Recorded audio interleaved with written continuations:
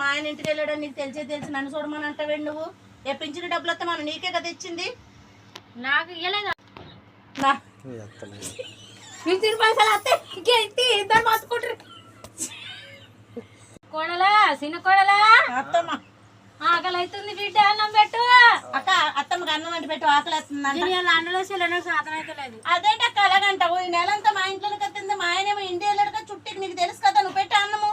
ఇవాళ లేదు, నాకు కూడా సాధ కాలేదు అంట. అక్క అలాగంటే అక్క మన పింఛను డబ్బులు ఎట్టుకోవచ్చు, మరి ఎవరికి ఇచ్చింది? ఇద్దరు కలిసి ఒళ్ళు పెట్టాలనే, మీరు ఇద్దరు ఒళ్ళు పెట్టుకుంటే ఉపాసం ఉన్నానా నేను?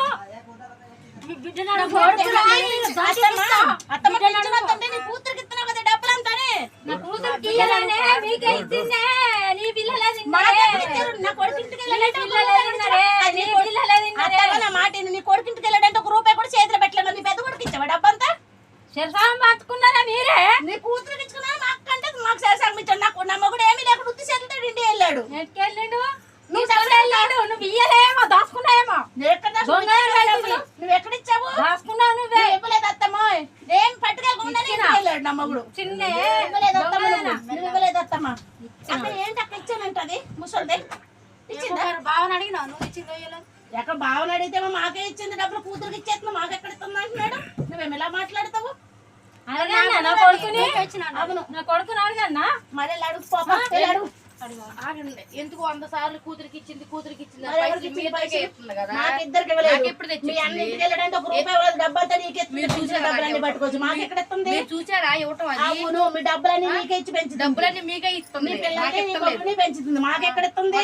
మా అన్నయ్య వచ్చినా తెలుసుకుంటా నేనేంటో కథ. తెలుసుకో, మరి మాకు కుదరదు. వచ్చేదాకా మా వల్ల కాదు, తీసుకెళ్ళి నీ ఇంట్లో పెట్టుకో. ఎందుకు తినేది మీరు, మీ సొమ్ము మొత్తం తినేది మీరు. మాకెందుకు ఇస్తుంది డబ్బంతా?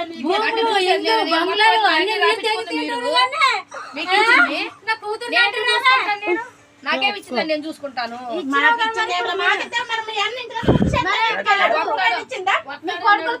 ఇప్పుడు మేము కూడా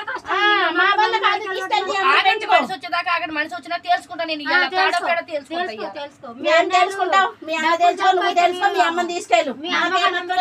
తీసుకెళ్తా తొయ్యకు, ఆగు, మంచిగా మాట్లాడు, తొయ్యకు మంచి మీద చెయ్యి తర్వాత నేను తెలుసుకుంటా సంగతి. మన ఇద్దరం పోదాం. తాళం వేసేస్తాను, బయటకు నడవండి మొత్తం అందరం. మరి మనది చూడాలి, అమ్మనే తాళం వేసేస్తాను, నడవండి. పోలీస్ కేసు పెడతా. 9 నెలలు కడుపులో మోసిన 20 ఏళ్ళు 30 ఏళ్ళు ఆట ఆడుతున్నారు బాగా.